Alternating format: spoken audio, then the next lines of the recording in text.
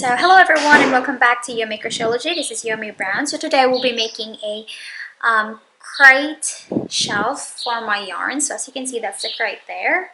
And because my yarn is growing really fast, and at the moment I'm just using a storage box for it. So I think it's time for me to do a shelf or give them a proper shelves. So I decided to use a crate, and let's see how it turns out. And then I'm outside the house, as you can see, and you can expect lots of noises and a little people distracting around. So let's get started.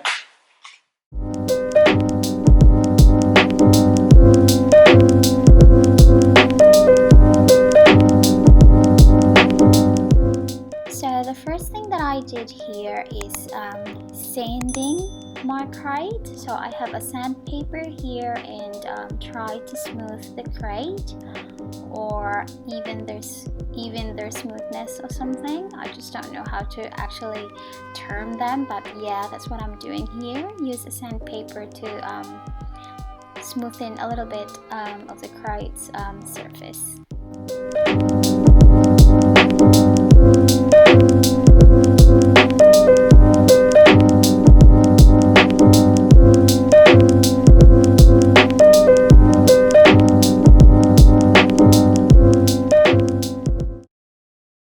So this time, grab your paintbrush and the tray and pour your stain in the tray, and we can start staining the wood.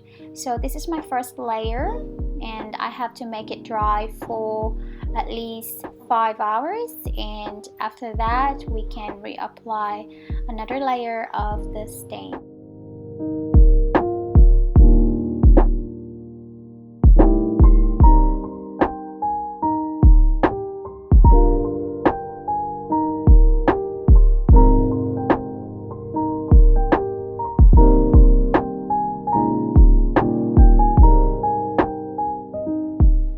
Also, I would like to emphasize that you have to put a paper under your crate so you will not make mess in the driveway or anywhere you make in it.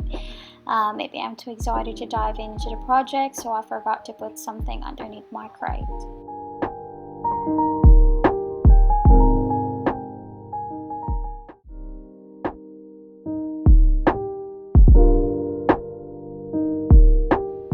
So this is what it looks like now after 2 layers of wood stain. I picked the color cedar or dark, and this time my husband will help me glue them together. So this is the glue that we will be using, or wood glue that we will be using, and we have this wood gun thingy, and he's gonna glue them together instead of screwing them or using nail or anything, because I'll just use this for a yarn, so we don't really need it to be that sturdy. So, but the glue is already sturdy enough for me to use it for my yarn.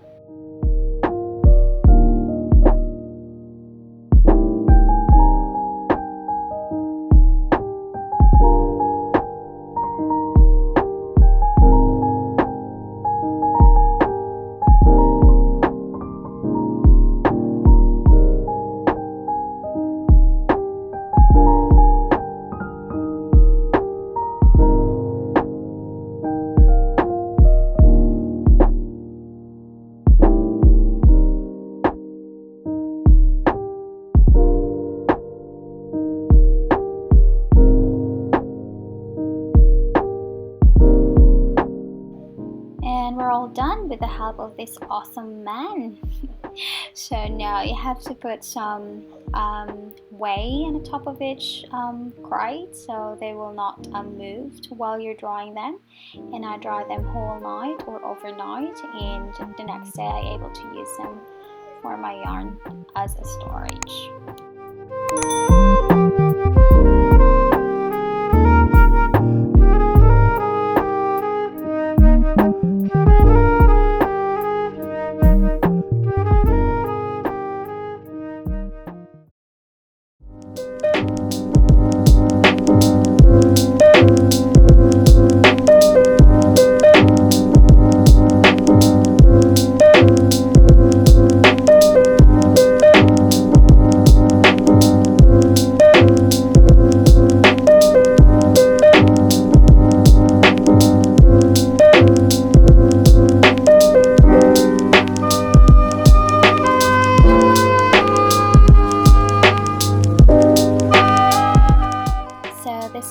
right now with my yarn. Obviously it's too small for my yarn. I didn't realize that because I thought I just have small amount of yarn, but turns out I have more. So if you needed more space for your yarn, you can always add crates in the side or on the top of this. You'll just have to glue them together, or if you want it more sturdy, obviously you have to use nails or screws, okay? But in my case, I'm happy with the outcome of my storage, and it looks so cute and it looks so rustic.